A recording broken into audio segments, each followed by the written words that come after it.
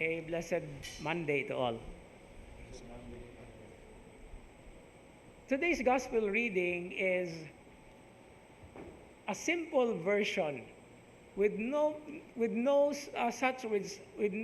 much complications compared to the Gospel of Saint Mark, which we have read 2 Sundays ago. There in the Gospel of Mark, there are so many details that actually need to be given attention at the same time. But here, Saint Matthew is so plain. But despite the simplicity of the narrative, he respected the so-called interruption by the woman who suffered hemorrhages. And I would like to recall that during that Sunday, 2 Sundays ago, when we were reading that gospel, our reflection, or my reflection, was centered on delays. Because that is basically the narrative train, no? Nadilatar ang Ginoo.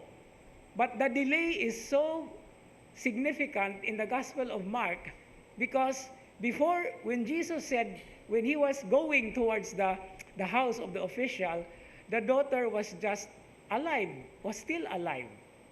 No? And then when he was delayed, the news came that she already died, the child. Here in the Gospel of Matthew, the child had already died. Okay? So this is a very beautiful study material when we compare the Gospel of Mark and Matthew. Anyway, let's go to the delay. Because what happens in every delay in our lives? There are so many kinds of delays, by the way. But generally, such delays are grace moments, or moments where certain things happen, sometimes the unexpected in our lives. And this delay is something connected with today's first reading. Because the revelation, or the vision, or the dream that Jacob had actually took place when he did not continue on his journey because it was already evening. In other words, nadilatar siya, nadelay siya sa iyahang journey. And it is here that he met and he encountered the glory of God. Okay? The very famous Jacob's ladder.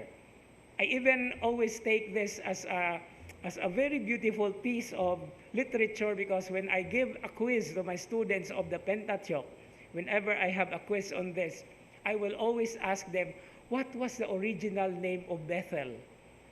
And then during the checking of the answers, katong dili makatubag, akong ingnon, syaro, mo kabalo sa inyong gipuy-an, unsa mong barangaya nahimutang?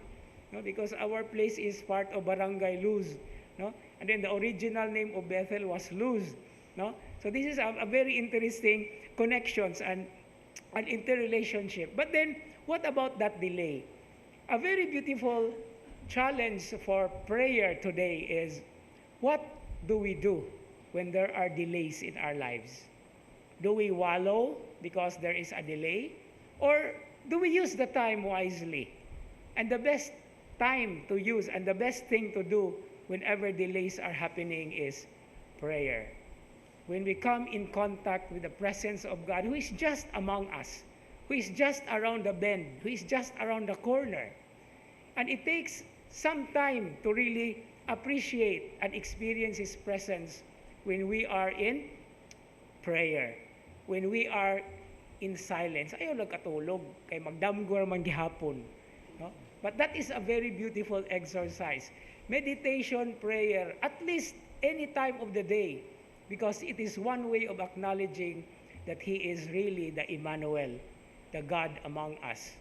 And with that presence and with that experience, we can make the delay a blessed one, a delay full of grace and a graceful experience of Him who is constantly among us, with us, and even deep within us in our hearts. We only have to talk and take time for that.